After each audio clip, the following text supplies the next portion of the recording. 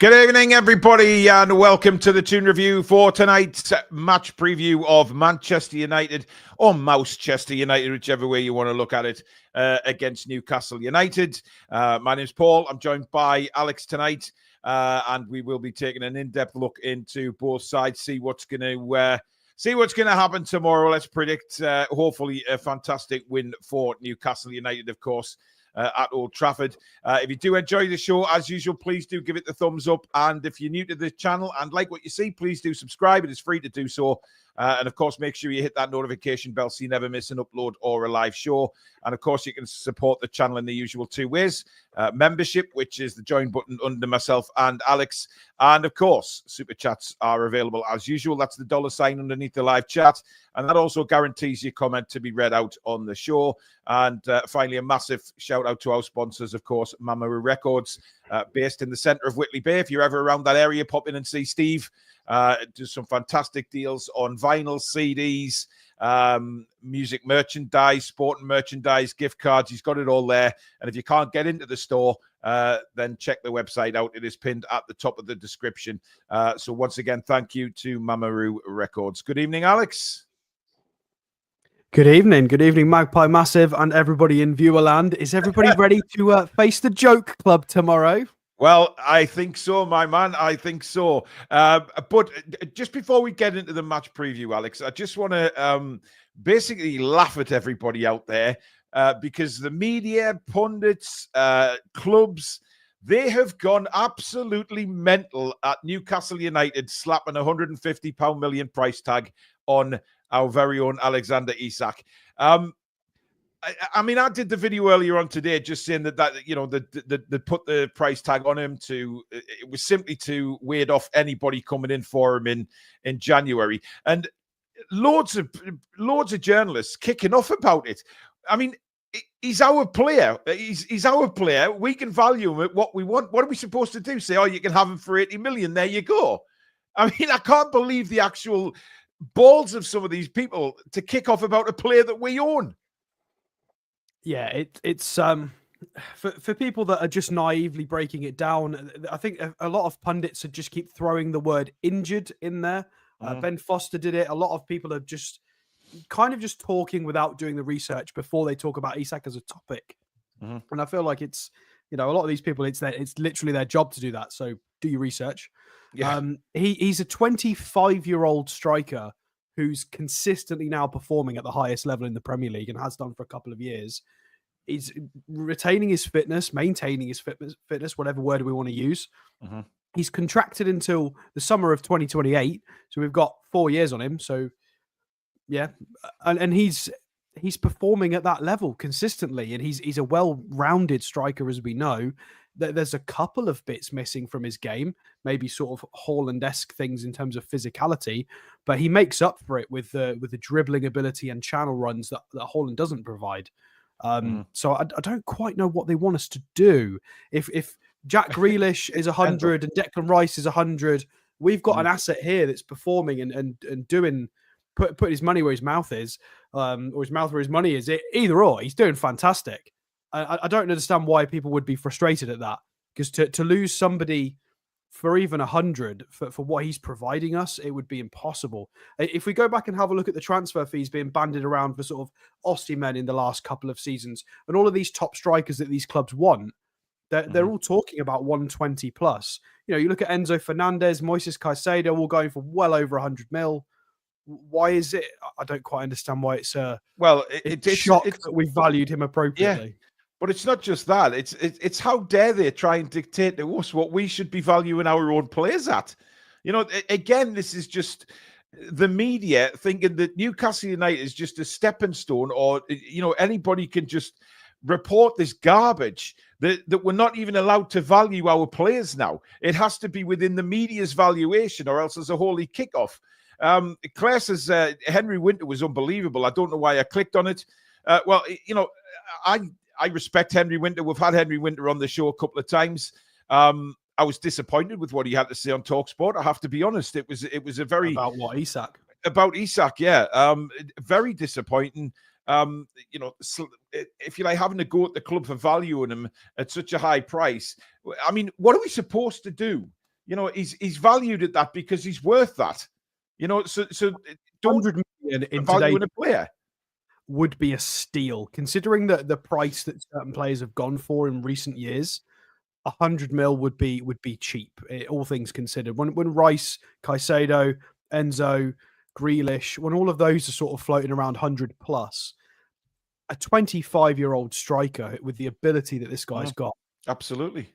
4 years on his contract. What conversation are we having here? Are people deluded? Yeah, it seems like I mean, I don't see anybody else hammering other clubs for sticking ridiculous, and not that I think Isak's is ridiculous, by the way, but they're talking about Erling Haaland being 200 million.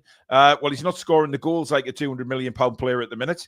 Caicedo was a funny one for me. That the price of Chelsea paid for him, ridiculous in my opinion, but they didn't get slammed for it like we're getting slammed. It's absolutely ridiculous. We're pricing him with potential on top of it as well, which I think is completely fair. He's 25. There's an argument to be made. He can get better than this. If a club buys him and puts him on a 5-6 year contract, they're going to get peak Isak for a long time. So I don't quite understand the issue. You're paying for somebody who is already performing at the highest level and then can also get better. There's arguments to be made. He could be better at finishing and decision making and a few other bits when he gets to sort of 26, 27. He's done it in the Champions League. He scored against the clubs in the Champions League. He's doing it for Sweden. He's doing it for us in the Premier League. He can. I don't get it, mate. I honestly, I do not get it. Why they feel like if they want to go somewhere else, go and pluck Osimhen back out of whatever club he's playing. Is he still in Turkey? Go buy him again if you really want to. It's fine. Yeah, we'll keep Isak. No bother. Well, it seems that Todd Bowley might have been put off by that price, Alex. So that's a good sign. He very rarely, very often comes on our channel to check out the transfer shows, of course. Johnny NUFC's been a member with us for 16 months. And he says it's our turn to put a little bit of NUFC tax onto our own players. I've seen that mentioned a few times today. Crowtails with a super chat, thank you. Miggy and Wilson plus 25 million and get Ivan Toney. Isak, Toney, Gordon, awesome top three. Jens says Coutinho wasn't even 130, 140. Isak is twice the player. Well, I mean, it's what I don't like is the fact that the kicking off about us valuing our own players. I think it's ridiculous. I mean, some people are saying that Henry Winter lost his mind. I haven't listened to it. I've just sort of read bits of what he apparently said. I'm very bearing in mind where's it come from? It's come from obviously the club haven't come out. Sort of, there's not been a representative come out with a stack of papers and gone, everybody, hear ye. Isak is 150 mil. This has come from Luke Edwards at the Telegraph, presumably from some sources, whether it be Hines or whatever, I don't know. But he's stated he's come out with this, and he's been pretty spot on with a lot of stuff in recent months. Him and Craig, despite some of it being quite negative, he's been fairly on the money. And it sounds probably quite close to the truth. It's just the media have just decided to go and run with it because I think they really there's this whole narrative of Arsenal requiring just a slightly better striker than what they've got now to push for a title, and it kind of works for their narrative, and it would work for a good story. And it's not going to fly. I don't think they realise quite who owns the club. Well, what's really grinding on them, I think, is the fact that Isak's already said that he doesn't want to leave. He's very happy at Newcastle United. He's very much bought into what the project is. Eddie Howe's come out and said today that Isak is brilliant to work with. The guy's a genius, but Eddie Howe wants to work with him and get him even better than he is now. So it's absolutely. It doesn't really make sense for Isak to go anywhere right now either, because he's really settled in the squad. He knows the club really well, all the players. He's performing consistently. He knows all the medical team. He knows all the coaches. He's progressed as a player where he is, and he's still young enough at 25 where even if he has aspirations to play somewhere else, he doesn't need to make that call yet. He could wait another year, 18 months, 2 years before he has to make that call. There's absolutely no rush. He could still technically tick a box and go play for Real Madrid or go play. He could do whatever he wants. There's plenty of time. He could stay with us for another 18 months, 2 years. And if we've caught up progression-wise as a club by that point, we'll fit what he wants anyway. Or if we haven't, then we'll just get a bucket load of money for him. It's win-win for both parties. But it's a little bit premature.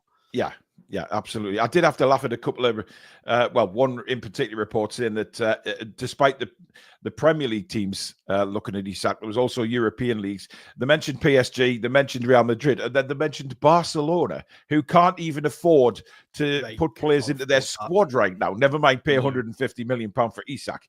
There's no other club in Europe that could pay that. And a few people mentioned Bayern Munich in that conversation.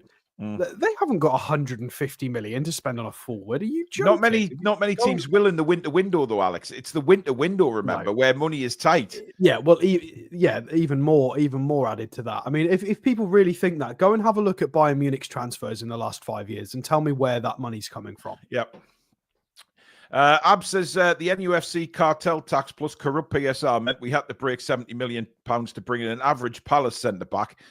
Isak at 150 million seems not only reasonable, but something we have little choice over. Fully agree. Chippers, thank you for a super chat. He says, wasn't Kane a £100 million transfer? And he was 30-year-old. Trolls, thank you. 80, was he not? Something around that, yeah.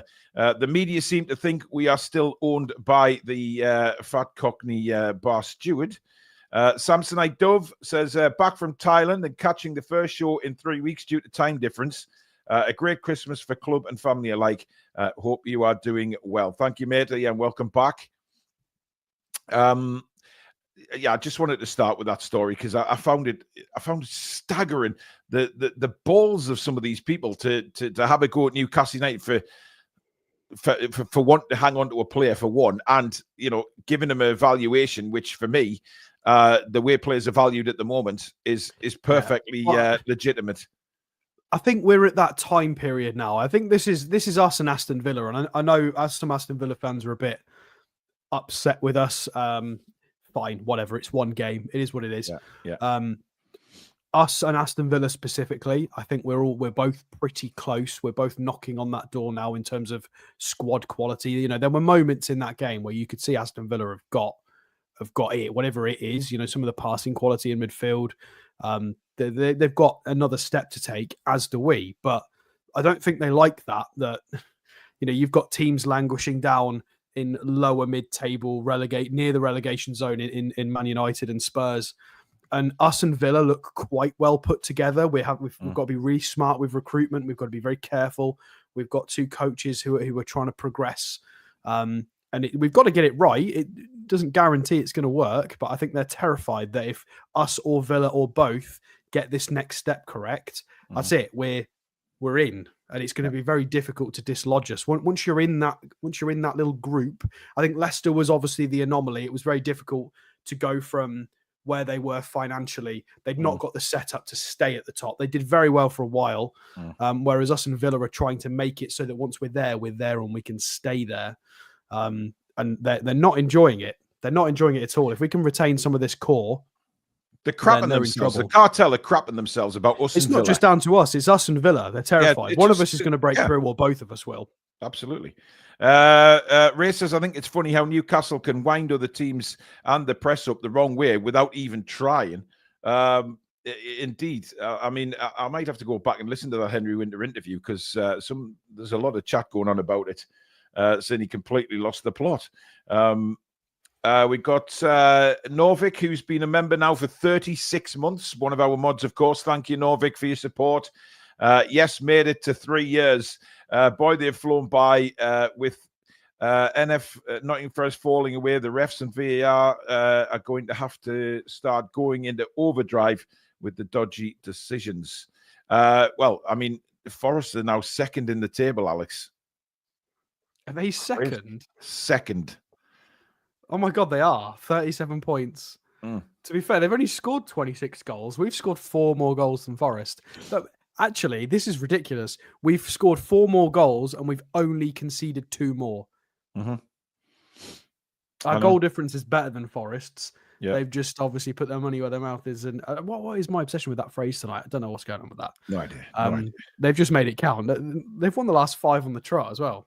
They've got a better recent. Everybody keeps saying Forest are going to fall away, but they're certainly showing no signs of doing that. Look at what a balanced side does. Yeah, honestly. well, you said it. You said a few weeks ago. They've got some very good players, and if they just keep those core players together, I honestly think it's balanced. Doing well. They threw a lot of money at it, but they recruited, I think, quite well. Awani and Wood have got reasonable traits up front. They've got technical ability and a bit of tenacity in midfield, competent centre halves, competent fullbacks, pacey wingers, a bit of depth. They've got all the right little sprinklings of a good side, and they've brought in a slightly more sort of well-versed coach. Nobody thought that this would happen, but yeah, it's what happens when you build a balanced side in the Premier League. NFFC 1865, our resident Forest fan, says we're not falling away. We have Nuno and our team togetherness is fantastic, and we lost Murillo today before the game. Listen, they've also, as Chris from Evermore's just said, they've got a very good Geordie midfielder in there, Alex, who I think we should be taking a look at. Dear, well, no buyback. How it works out. Absolutely. Yeah. Right. Let's move on to the game itself tomorrow, shall we? Old Trafford, 8 o'clock, Alex. It's Manchester United. They are in free fall, I think it's fair to say at the minute. The last game, of course, losing to Wolves. 2 suspensions, which, well, Agate is not playing. Fernandez is not playing. They are scrapping at the minute for decent defence, and they're all over the place. Yep. So Manchester United currently sit in 14th in the Premier League with a -3 goal difference, having one of the last 5 fixtures. Wow. Conceded 24 goals, which is 3 more than we have, and they have also scored 8 fewer, 9 if I can count. So yeah, not good, not good numbers from them at all, considering the sort of money they've spent. I did have a quick listen to the press conference. I felt a little bit sorry for Amorim, actually, because they're journalists. Yeah, he's a decent guy, actually, Amorim, isn't he? He seems like a very decent man and a good manager. Well, they didn't ask him anything about the football. They just asked him about nonsense, about... Well, there's all this going on with Rashford, really. Job yet. Yeah. It wasn't even Rashford. It was everything else. It was, is Harry Maguire going to be captain? There was just nothing really about the actual football. They were asking him quite a lot of nonsense. I felt a little bit sorry for him because he's Amorim to me. Again, if there's any Manchester United fans watching, Amorim to me seems like much more of a coach than a manager. I'm sure he's got managing capabilities, of course, but he seems like he really enjoys the technical aspect and the actual playing of the football. What a phrase. But I think he's worried, Alex. He's clearly worried about tomorrow, and a lot of Manchester United fans are. If you listen to Alice, she's absolutely shitting herself regarding the game tomorrow, and rightly so, because Manchester United are getting a visit of a very informed Newcastle United, who are free scoring, shooting on sight. They've got their heads are up above the parapet. They're flying. The motivation is there. Manchester United, I think, if we go there tomorrow, Alex, and grab an early goal, they'll crumble. They will absolutely crumble. Yeah, I mean, for fans watching who don't watch us every game, who can't, or for rival fans, our performances recently, we've not actually been doing the scoreline justice. We've probably been matching our XG there or thereabouts, but if you actually watch our games, you'll notice that a few of our players are not burying the easy chances and they're scoring the more difficult ones. We've scored a lot of complex goals or screamers. And it's been some of the tap-ins that a lot of our forwards, whether it's Murphy, because he's not got a competent left foot for this level, or Isak messing up a slightly, what you would think is a more clear-cut one-on-one. We've not been putting those away and still been putting up scorelines with 3 or 4 goals in them. So we're in one of those moods, and this is kind of why I went on a little bit of a speech the other day. We're in one of those moods, and I think you'd agree with me, Paul, that if it clicks, a team's going to get really scared of us because we're in that mood where it's cricket score time. If the lads walk on that pitch with a smile and they think it's their day, it could be any score. And and it's great for us to watch. It on top of that, it's not just been. It's a little bit unlike a few seasons ago when we were playing against sort of Spurs and Everton and just steamrolling teams. We've got added technical quality as well. When you put Tonali and Lewis Hall in there, there's some really silky, sexy stuff in the football on top of the just battering ram style that we still got. Baby. Yeah, it's a bit of pizzazz with the battering ram. It's almost like we've leveled up. And there were elements of these performances against sort of Everton and Brighton, and it wasn't working. We weren't taking our chances, and now it seems to just everything's clicked all at once. Shares picked up form, defenders have picked up form, everything's hitting the back of the net. The creative flicks and tricks are working with Bruno and Tonali. Murphy's hit form, Gordon's hit form. Everything's clicked all at once. So we may not win. We may not win all of these fixtures coming up. We might have a few weird ones. But I'm just hoping. Well, I think it's important. Funny. It is funny. It is. Well, it's funny more than anything. But I think this is probably the most confident I've been in a Newcastle side going to Old Trafford in many a moon. I was confident in the Carabao Cup last season, of course, where we drubbed them. But you know, this is very different. This is the Premier League, and I think we going into this game as favourites. There's no doubt about that. The way we're playing at the minute, our league position, the form that we're in, and that's nice. Obviously, we haven't got to be complacent. The lads have still got to go out there and give it 100%. The attitude has to be right. But if we go out there and play like we have been, I don't see Manchester United touching us. And I'm not just saying that. I'm saying that as a fact because they've looked so poor. You know, we've seen the likes of Bournemouth go to Old Trafford this season, and I think it was 3-0 they drubbed them. You know, they've just lost to Wolves. They've lost two of their best players, or supposed best players. But I've watched a lot of what Alice has had to say about Man United, Goldbridge as well. And they seem to think it's more on the players than any of the managers that have been around for the last few seasons. It's the players. There's players have slowly declined or are not giving it their all. And it's the managers that are paying the price. Respect to Alice and respect to any other fans or content creators for Manchester United, but I don't care. I don't think it's good enough. I think it's an excuse. You signed Lenny Yoro for 62 million euros, Ugarte for 50 million, Matthias de Ligt for 45, Xerxes for 42.5, Mazraoui for 15.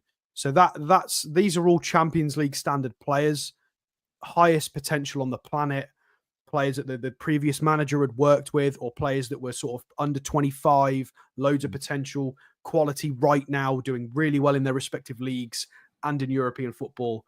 That is an entire spine that they purchased in the summer for about 200 million. Excuses, don't care. Not our problem. Goldbridge is actually predicted 2-0 to us. And that's pretty incredible because he's normally very, very confident against Newcastle at Old Trafford.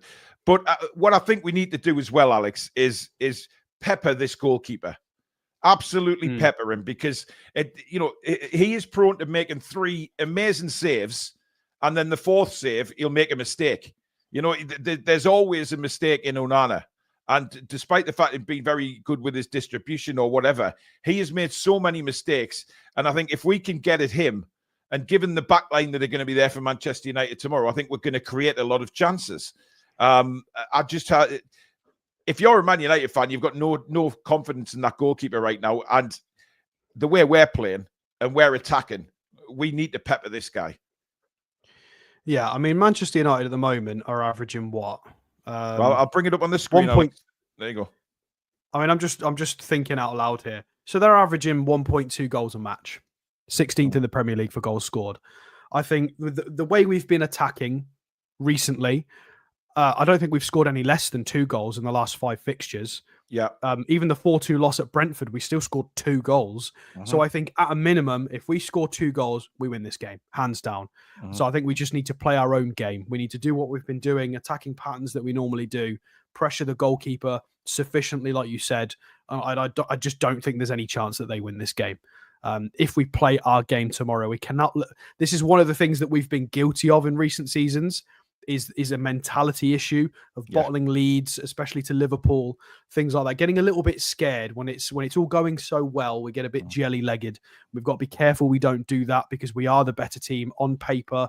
in person. We know we are. We've put up the performances to back this up. Yeah. One thing I would say is that there are a few things they do very well. If we can actually find their defensive statistics, here they are. They are actually top for interceptions and tackles in the league per match.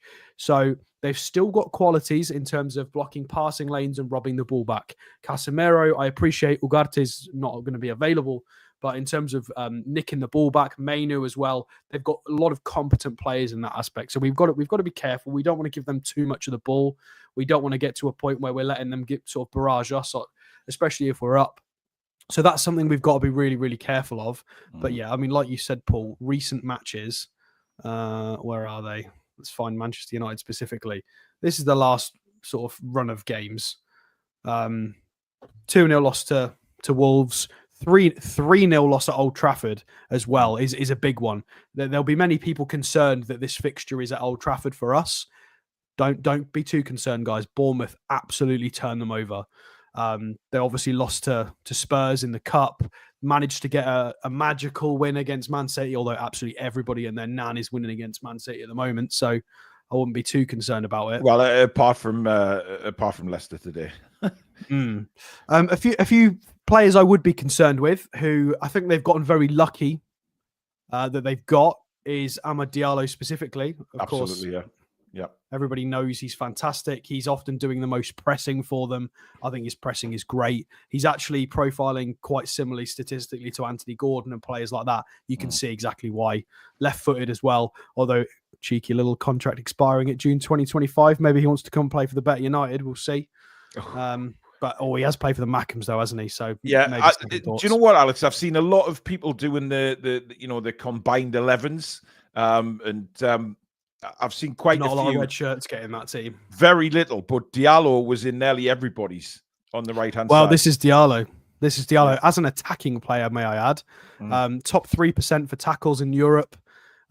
Just everything. Pass completion is tidy. The amount of passes attempted, the ball progression, whether it's passing or him dribbling it and taking players on, is really good. Shot volume is above average, 2.5 shots. Creating shots for teammates, and this doesn't even include his off the ball stuff. A lot of this doesn't show you things like pressures and things that you can see with the eye.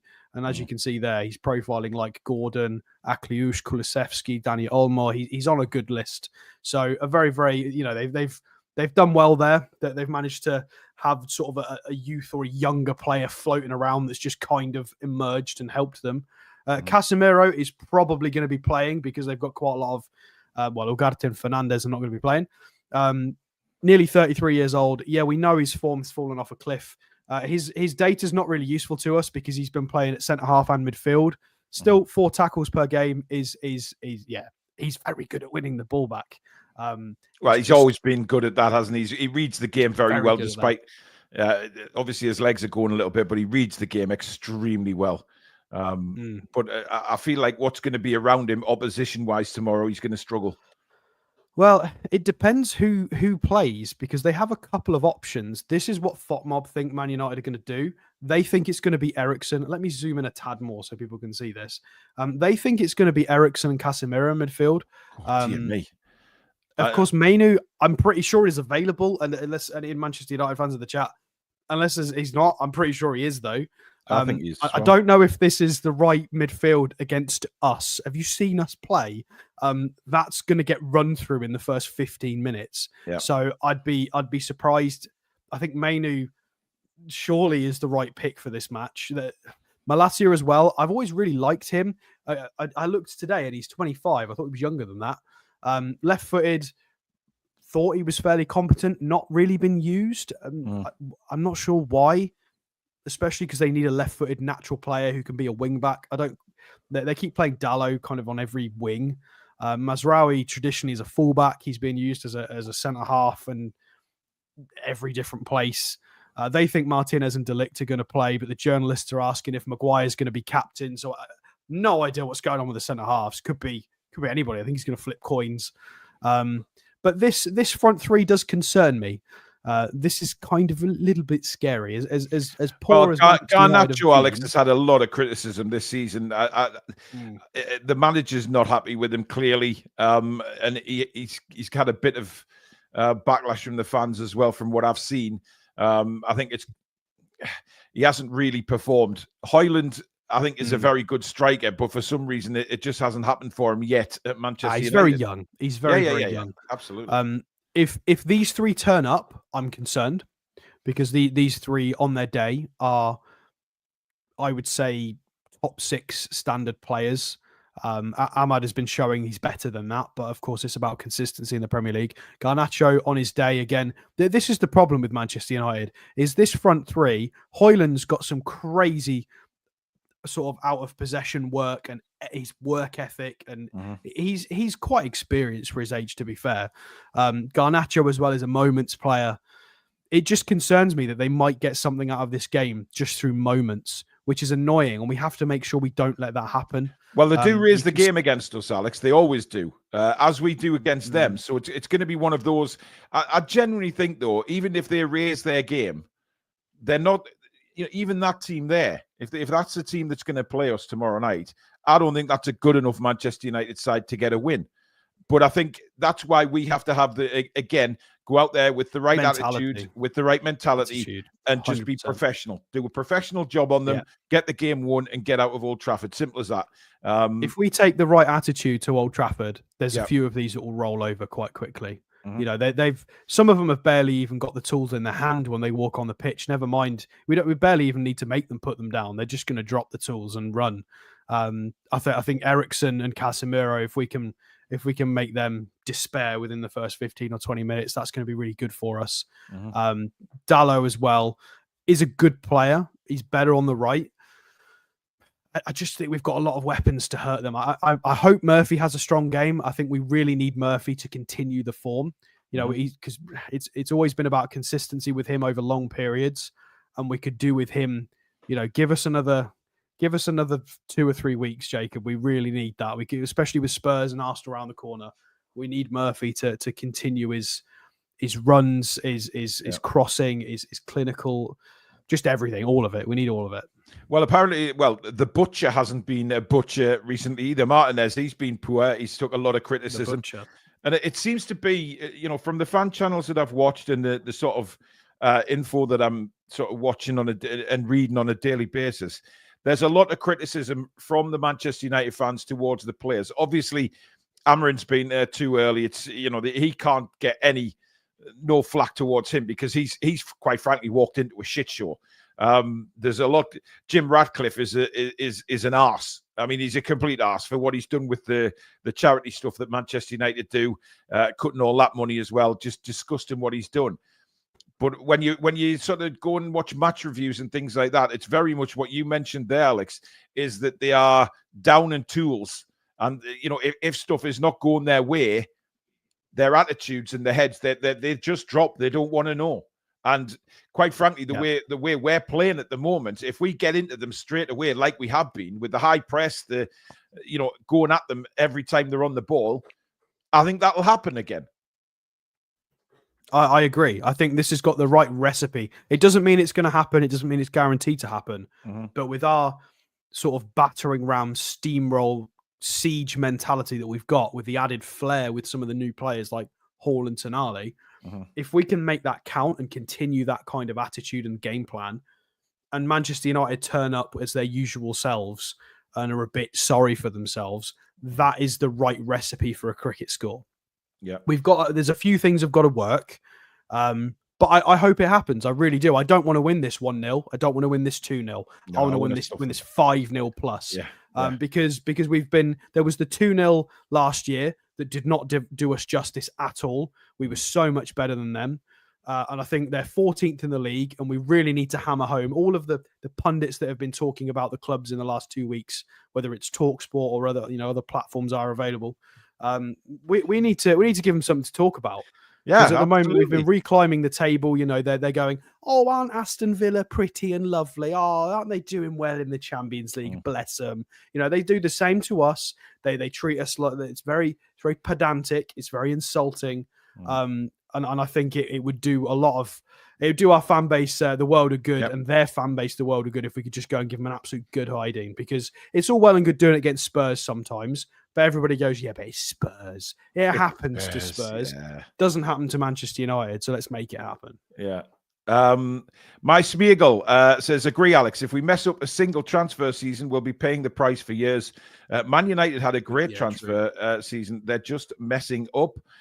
John Cook says, we need to keep our focus and play like we have recently. If we do, we will win comfortably 3-0 to the Toon. I've never seen us as confident as this going into the game. I said this earlier, and it's great. And there's nothing wrong with being confident. I mean, so many times in the past, we've Old Trafford, we'll be happy to get a draw, etc., etc. Not anymore. This is us going to a very, very poor Manchester United side. And like you say, I want to batter them tomorrow. Absolutely. But I don't want to come away just, with a scrape and a 1-0. I mean, yes, it'll be a win, obviously. It'll be great. But to put more than 2 goals past them tomorrow and really just smash them, and not just for Manchester United, but for the media, Alex, for Sky and all the Manchester United lovers, because you just know that if we beat them 5-0, it'll be all about Manchester United anyway. So it doesn't really matter to us. We'll just take the win and go home, and they can cry over the spilt milk with Manchester United, because they will do that. Simon Yorkshire says, excited for tomorrow. Any news on Tino's illness or Trippier's injury? I think we will win anyway, but one of them would be a boost. Magpie, massive. Livramento is fit. Livramento is back. Kieran Trippier is a doubt. So that is the information that I've had. Well, apparently he took a knock, Alex. It wasn't cramp or anything. It was a knock he took. So he's a doubt for tomorrow, but Tino has recovered from his illness. So I think Tino will come straight back into the side, to be fair. Yeah, I mean, to be completely honest, I know this is not everyone's opinion. I kind of like using Trippier at the moment. I think it's good to take Livramento out of the side a little bit. I think the whole idea was Tino Livramento is going to be the future. I don't think he was the finished article yet, and I wasn't ready for him to be playing every game. I'm not sure the club were either. I think it was meant to be use them both, but obviously Trippier has been injured, and it's not been possible. And I think Trippier played a very, very selfless role the other day, and I think he helps having an extra outlet who's very technically gifted and a very good passer of the ball. It helps that side. It gives us perfect balance because we've got really 2 competent ball-playing fullbacks. When Hall and Trippier are both on the pitch, it means Tonali or Bruno can go and start from either side. Because normally we get caught with Fabian Schär being the guy that's trying to... It just helps having an extra technician in Kieran Trippier, and he's experienced. He's happy to take one for the team. Whereas Tino sometimes gets caught. He's not sure whether to look over his left shoulder, his right shoulder, or someone else's shoulder. And he sometimes has a couple of those moments a game. And this is one of those games where I don't want that to happen. We don't want to be conceding any goals, really, not against a side this poor. Steve Heddes says, heard there Bruno thinks Radcliffe's penny pinching is a cheap, shitty trick. The whole club just stinks right now. Shite owners, players not happy, and £200 million wasted on non-performing players.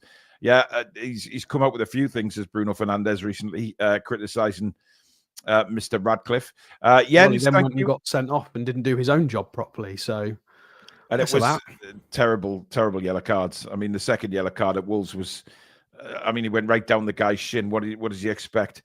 Jens says we shouldn't be satisfied unless we win by at least 3 goals tomorrow.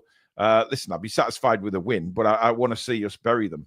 This is an opportunity that we really need to take. Michael McIntyre says, sorry, Alice Toon win 5-0, Toon. Why are we saying sorry? There's no sorries needed. We've seen them lift 2 trophies under Ten Hag's reign. Boo-hoo. Who cares if they lose a game? They've lifted so many trophies. It doesn't matter. It doesn't matter. They don't care. They don't care enough about it. It doesn't make a difference. I mean, I'm just thinking back to the Carabao Cup final, Alex, and what happened after the game. I stayed throughout all of it as well. I stayed till the bitter end. as well. And that's what's going to make it all the sweeter when we lift that first trophy. Absolutely. But I can still see that guy's face who called my daughter a see you next Tuesday. And I just wanted Newcastle to smash some goals. And I would love... just a couple of drunk Londoners, wasn't it? Yeah, well, yeah, but still, it doesn't matter. It happened. And I would just love the camera to pan on him crying. That would make my day. Or any Manchester United fan crying. Would make my day, to be honest, and I think that's going to happen. Charlie Ridgely, who's been a member now for 10 months on the channel. Thank you, Charlie. Hope you and the family are doing well. 5-1 win with Isak to score a hat-trick to equal Shearer. Yeah, he's only 3 behind Shearer for calendar year, Alex. Shearer's got 27, I think, the record, and Isak's on 24. So he has a chance. A minute chance, but he needs a hat-trick off. Banging 4 goals. I could see him getting a hat-trick at Manchester United. George Graham says lots of reports saying Man United can't spend in January and are cutting costs. They've wasted the dodgy PSR let-off they got. Yeah, but there's been a lot of that the last couple of seasons and it's never happened. They've just kept spending. So yeah. I know. Julie says Alice did a usual brilliant review on our last game. Paul says Botman on the bench at the weekend, maybe a chance. Then game time against Bromley. I think we'll hold off Botman until Bromley, if I'm openly honest. I mean, listen, he may come onto the bench, which would give everybody a massive boost. I think if we see Botman on the bench, there is a slight chance he comes onto the bench tomorrow. But because they did say late December, early January, so it's obviously late. Well, December, there is a rumor that he played a behind closed doors match recently. Game, so yeah. But he's not near start yet. I mean, maybe against Bromley he could. That'll certainly give him some minutes in the tank. Trevor says as long as Alex isn't on 1v1, he should score. Isak and 1v1s. Maybe that's what Eddie was talking about, improving his game. The one-on-ones that he's getting. Nick Thornton says I would love it if we smash them tomorrow. I think everybody would, Nick, to be honest. And smashing them is what we want to do. Paul Geordie says, I'm hoping that we put a cheeky bid in for Fernandez in the transfer window. I think we should match his wages too. I would use him to put out the war flags display and clean up after the matches. Wouldn't even want him in the stadium. Not them kind of wages. Peter says, I think Botman will make his next appearance against Bromley. Yeah, but I can see him being on the bench. And I think, like I said before, I think that will give everybody a lift. It'll give him a lift. There's no need to rush him because we've got Lloyd Kelly. So there's no... Yeah. We might as well just really, really carefully bring him back. And look, the way Shea played against, at the weekend, he looked back to his best. And it's important that our centre-backs, Alex, stay 100% switched on. So we'll have a look at this and see what... I don't see him changing anything apart from Joe Linton in for Willock, Alex. And that for me is our starting 11 tomorrow. It's pretty straightforward for me. Yeah, I mean, you can't really see anything changing, can you? I mean, Dubravka's been solid so far. He's done a couple of sweeping actions that have surprised me. Mm-hmm. The ball at feet stuff, we know he's better than Nick Pope anyway at the general passing, which has really helped settle the centre halves when we're building out. As long as his sweeping is good, because they will be ready to pounce. They've got quite speedy, the Hoyland, Xerxes or Diallo, Garnacho. They've got fast players who, when they're in the right mood, will try and capitalise. So our slow centre halves need to be very, very, make sure they've had their Weetabix and be very focused. Tino hopefully hasn't got any cobwebs. He's only been out of game, so he should be okay.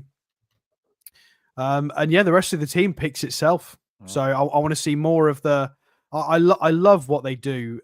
These two, it's been very much kind of this sort of thing that to actually try and build out is Bruno will drop a bit and assist, and he doesn't necessarily let Tonali do all of the building up on his own, which is to kind of mitigate Tonali's is not a complete six, despite what people seem to think. There's a reason why Bruno will drop an assist with build up and they'll play it out together unless there's a solid ball on. And then it's just so fluid. So it's kind of these two will set things up themselves, and Joe Linton has that space to. I mean, this shape here is basically what we did in our last game. The amount of times Joe Linton was making that run purely because these two were building up and he was just sucking players in. Murphy was doing really well at ball retention as well when he was dropping and helping with build up. I think it helped having Trippier there. So he's going to have to be doing the same things as well. These two with ball retention and with passing are not the most competent players on the pitch, so they're going to have to be very, very switched on. Yeah. Lewis Hall, I mean, we don't really need to talk about him. He'll just do whatever he wants. Very, very cool, calm under pressure. He's very young though, so let's not forget mistakes can happen and mistakes will happen it's a long season. And you've got to give players to. Well, I think this is what play these youngsters. This is a big thing, and this is why we keep talking about the attitude tomorrow, Alex, because we know that Manchester United not playing great at the moment, but if we don't have the right attitude and we get sloppy, they still have the players on that pitch to punish us. There's no doubt about that. So we need to keep that momentum that we've built and not give it away. Yeah. Saeed TV, he was, of course, Manchester United fan. Good evening. You are going to destroy us no matter what 11 you put out. I have never known so many Manchester United fans worried about. You don't know what our bench looks like, mate. Some of our dregs are pretty bad. We could definitely put our worst team than this, but but our bench is not looking too bad tomorrow, Alex. To be fair, and we do have people on there who can. We might have 3 goalkeepers on it. Let's not even. Should we build a bench? Let's build a bench. Well, yeah. Look, Willock's going to be there. Longstaff, Barnes, Willock, Longstaff, Miley, Miggy, Willock, Kelly, Trippier. If he has a knock, we'll keep him in and around. Doubtful, but yeah. Who else we got? Who's going to be Vlachodimos on the bench? Maybe. Well, Vlachodimos will definitely be on the bench as a number 2 goalkeeper. So Matt Target will be there. Yeah. How many is that? 2, 4, 6, 8. I mean, that's too many players straight away. But it will be a collection of these players, presumably. Yeah. Unless anybody else sneaks in, probably not. Ruddy, Murphy. No, I don't see anybody else being involved. Doubtful. That it will be the pick of these. Essentially, will be the bench. I mean, but I think this is going to be won in midfield, Alex. This is where I think the game will be won. I don't think Manchester United's midfield with Fernandes and Ugarte out are anywhere near as strong as what they would be with those 2 players in. No matter how badly they're playing this season, I genuinely think that this game will be won in midfield if our guys are performing and perform the way they have been. Average positions for recent games for them. I mean, if we go and have a look, I've got a few of them up here. Which one's this? That's not the right one. So this is the... I don't think I've got any of them up. There you go. This is the Bournemouth game. So they've gone with the wing backs, with Diallo and Fernandes just behind Xerxes. This obviously rotates. Sometimes this is Højlund, sometimes this is Xerxes. But most of the time, Bruno Fernandes is the guy that will join the striker. And you can see this in the average positions. There's the 8. That's Bruno Fernandes. He is the guy that will stick with the striker. Sometimes he will drop a little bit deeper and try and pull some strings. But average position-wise, it's width from the wing-backs or Diallo will push out. And yeah, Fernandes is not available. Probably the next closest person to do what he does, maybe Mason Mount. I mean, I appreciate they're very different players. He's injured, but exactly. So who does what Bruno Fernandes does in this team? They don't really have anybody like for like who can go in and do that. Mm-hmm.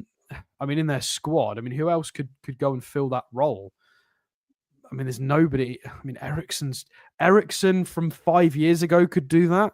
Not Eriksen from now. You're looking at putting a wide player in this position. You're looking at putting Garnacho, or there's nobody else can really do that unless he completely has a. He can't even put Mainu up there, because what if someone gets injured in midfield? They're quite limited in what they can do. Bruno Fernandes has been such a big part of how this plays. And he's now not available, and one of their warriors in midfield. Regardless of what you think about him, Ugarte is an absolute hoover in midfield. He hoovers up everything. He did do that for PSG as well. So they're losing 2 players that have been quite integral. And no disrespect intended, but integral to a losing run as well. So they're even can drop off even more from what Amorim wanted. I just don't see how this gets any better. And the loss against Wolves was very similar to this. I think it was maybe Højlund up front instead of Xerxes, but it's a similar kind of idea. Well, somebody mentioned in the chat earlier on, and I presume they were a Manchester United fan, because they said, if you think Xerxes has pace, then you know nothing. So I take it they're not very happy with him. He's been poor since he signed for Manchester United. He's not been fantastic. Look, no. I mean, so as a football enthusiast, I've been watching Xerxes for a long time, because he's been a football manager player. He was meant to be the next best thing. He's been around the block. We've reviewed him on a transfer show when he was at Bologna as well. He's not a bad player. Rasmus Højlund, I think, is also a fantastic player. They've recruited, I think, okay. Especially those two forwards are going to be fantastic. The issue is their expectations are through the roof, and they need them to hit the ground running all the time. And that, they're not ready, especially with a managerial change so soon. And it's not just a managerial change; it's a complete shift in philosophy and playing style as well. It's really, really different. And that's something we're going to have to be aware of with the width as well. But yeah, do you think our players do you think our players know the kind of feelings that Newcastle United fans have towards Manchester United, the desire to beat them and get one over them? I get the feeling that some of them do, and I just hope that resonates through the rest of the squad. I'm not sure to get one over on them. I think a few of these players aren't in that moment. I think Gordon, with the cup final loss, I don't think Gordon was integrated enough at that point. I think he was with us, wasn't he? He was with us, but he was with us. Tonali obviously wasn't. Livramento and Hall probably aren't too bothered about it. Well, not that they're not bothered. I'm sure they're bothered, but there's going to be a lot of that lineup where it's a bit different. Bruno, maybe this would hurt a bit more. Isak, potentially. There's a few of them, 100%. I think it's more about who Manchester United are historically. I think it's they know that they're really good. They're a really good team in really good form at the moment. Sort of Murphy and Isak and Gordon are just lining up for goals at the moment. It's almost like they're playing in the park. Like Murphy's just getting assists, goals, just constantly. Just with our attacking patterns of being so successful, they know this is a chance to make it really hurt. Yeah, it is. They've got to go with it. They can't get scared. They can't be deer in headlights. Oh, Manchester United at the theatre of dreams. No, it's not. No, it's not. Well, it hasn't been the theatre of dreams for quite some time. Let's be fair, since Fergie, really.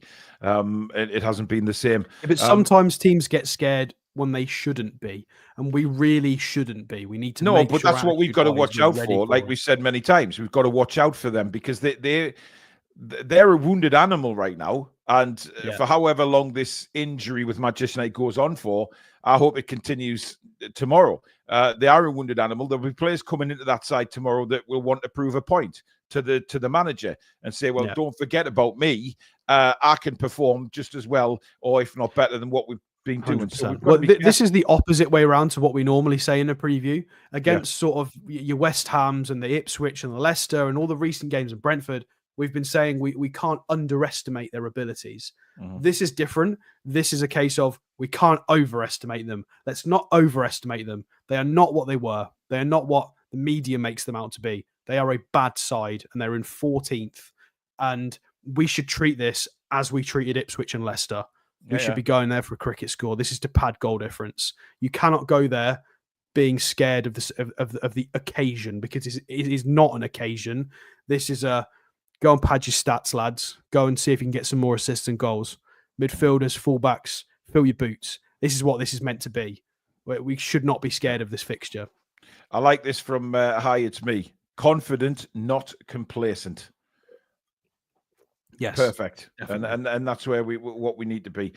Ken says it won't need to rain for the floodgates to open, and if it does, there won't be many Man United fans left to get wet. This is why I think if we get a good start tomorrow and we actually maybe get a couple of goals, dare I say, in the first half hour, it's going to be a difficult night for Manchester United, because the fans will turn. The fans will get very angry with what they're seeing on the pitch. They won't direct it at the manager, I don't think, for 1 second, because he's just arrived. But what they will do is they will turn back to the ownership. They've been talking about, they've been hammering Radcliffe lately with what he's doing behind the scenes, and the players as well. And that can cause also, we know being Newcastle fans what that can do. And I think if we can go out there and start the game like we've started the last couple of games, it could be a very, very difficult game for Manchester United. 100%.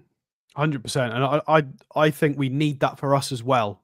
Not on the flip side, we also need to start well with goals, because there's been a lot of games where we've started well and we've had a lot of chances, we've been dominant, and we don't get the goals. We've been doing it recently, but we need to make this count.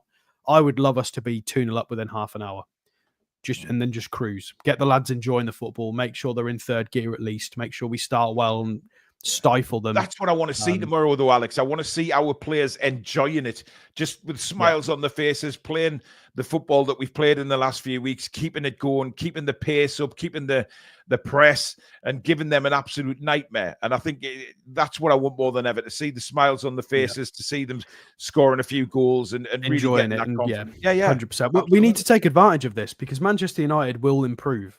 Hands down, they will improve. Yeah, I mean, there's probably a lot of Manchester United fans watching who are not very happy with some of this assessment, but I wouldn't be too I don't worried. think there is, Alex. I think there's a lot of Man United fans who are really... but we've not been overly positive about them. But in terms of the age profile of recruitment, when you look at sort of Lenny Yoro and you've got De Ligt in there, Martinez isn't a terrible age. Mainu's age profile as well, Ugarte, and then some of the new recruitments, Højlund, Xerxes, Diallo, Garnacho, really, really good age profile. You've got a lot of players between the ages of sort of 22 and 25, maybe 26. Yeah. And you will recruit to try and fit the manager's new style as well on top of that. It's just obviously you need to stop the rot with certain players like your Rashfords and others. But the core age profile and quality is there. They'll be fine in 12 to 18 months, as long as they don't recruit like absolute garbage. But no more Anthony's, otherwise you're in. You can't keep You can't keep swinging and missing. I mean, we've just done we're 57 minutes into a preview show. We've not talked about Anthony once. It kind of shows where your club's at. The fact that we've not mentioned the £80 million signing at all. Yeah. NSI, I'm going to pull this up because I've seen nothing but negativity from you tonight in the comments. There is no proof our players are playing with confidence away from home. Ipswich does not count. I mean, Ed Sheeran would beg to differ. Yeah, but didn't Ipswich beat Manchester United? No, they drew. Did they draw at home? I'm not sure. I can't remember. However, Ipswich, NSI, never ever took a pounding like that this season. They've always been in very close games, and Newcastle destroyed them. So I don't know where your negativity's coming from at the minute, but Manchester United lost 3-0 to Bournemouth at home. Yeah.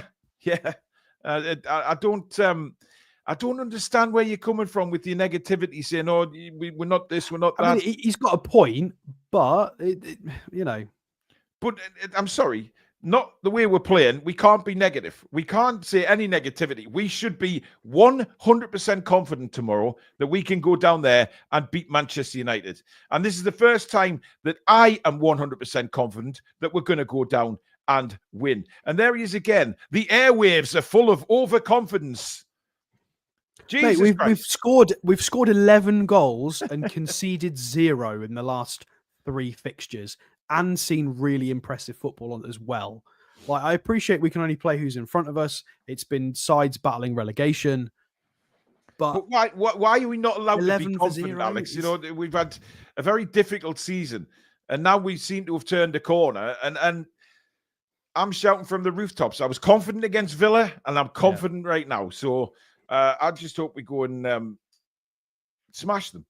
Anyway, it is time for predictions. Get your predictions in the chat. Let's see what you guys think of the for the scoreline tomorrow. John Adams has gone 4-0 to the Toon. Terence, yes, we did beat them 3-0 in the cup. Ian Fleming's going 1-1. Boo! George Morley's going 4-0. Fubar 5-0. Pilo Keith 4-1.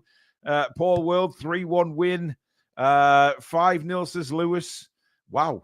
2-1 C15 Rise. Wow. Mark Cooper says 6-0. Big scores. Alan says Hart says 5-0. Head says 2-0. Bath going for 4-0. Stevie B 4-0. Oh, sorry, 4-1. Jesus, look at the scores coming through in this chat. This is unbelievable. I mean, we should have beat Villa more than 3, to be fair. Yeah, but the scores that are coming in here look like, we're playing Bromley in the Cup. It's incredible stuff. Anyway, what you going for, Alex? I'm going to be reserved with this because I am concerned that they're going to turn up and that things can go wrong. I'm going to go with a 2-1 to us.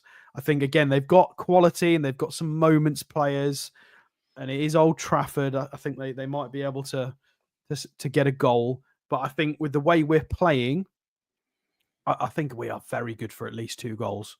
We've got to be. With the amount we're scoring, I appreciate things can change. You can have a bad day or a bad game. But based on everything that I've seen in the last month, we score at least 2 goals in this game. So worst case scenario, I think we win 2-1. Anything, I'd be surprised. If Manchester United get any points out of this game, we've messed up. We've stood on the banana skin with both feet. Yeah, we've got to take 3 points in this game. We're better than them. Definitely. Hands down. I'm going 3-0. Bugger it. I think we can match what Bournemouth did, to be honest. I think Manchester United have a chance of scoring. So it could be 3-1, but I want to see a 3-0 or more. More than 3-0 would be fantastic. Well, let's just get the game won and get back home again. Now, don't forget, Matchday Live on the Toon Review starts at 7:30 tomorrow night with kickoff at 8 o'clock. Match build-up and full commentary of the game from Old Trafford, of course. So you watch the game on TV, turn the commentary off because it will be very biased towards Manchester United, as you'd expect, and listen to myself and Billy commentate on the game. It's going to be an absolute cracker, so make sure you're with us from 7:30. But thank you very much for watching tonight. Over 1,600 people in tonight, Alex, which is incredible. So thank you very much, everybody. Please do like and subscribe if you are new to the channel and you like what you see. But don't forget to hit that notification bell so you never miss an upload or a live show. Thank you for your super chats and memberships and mods. Thank you again. And of course, while everybody's still here, Alex, we will be doing some transfer shows this week, guys. There's a lot of transfer shows coming up. We're a bit behind on transfer stuff. Yeah, I have been doing a lot of prepping, a lot of watching. So make sure you come back. I think we're planning for one for maybe Wednesday. Yeah, New Year's night. New Year's night. So make sure. Bell icon. Make sure you come back Wednesday. We've got lots of players to go through. Indeed. So plenty to come on the channel. So make sure you're with us for everything. But thank you very much for watching. And of course, thank you to Mamaroo Records for the sponsorship of the channel. Check them out if you're ever in Whitley Bay, or if you can't get into the shop in the town centre, head to their website. That is pinned at the top of the description. But we'll see you all tomorrow for Matchday Live. Have a great night, guys, and take care. See you soon. Away the lads and lasses. Come back and check out the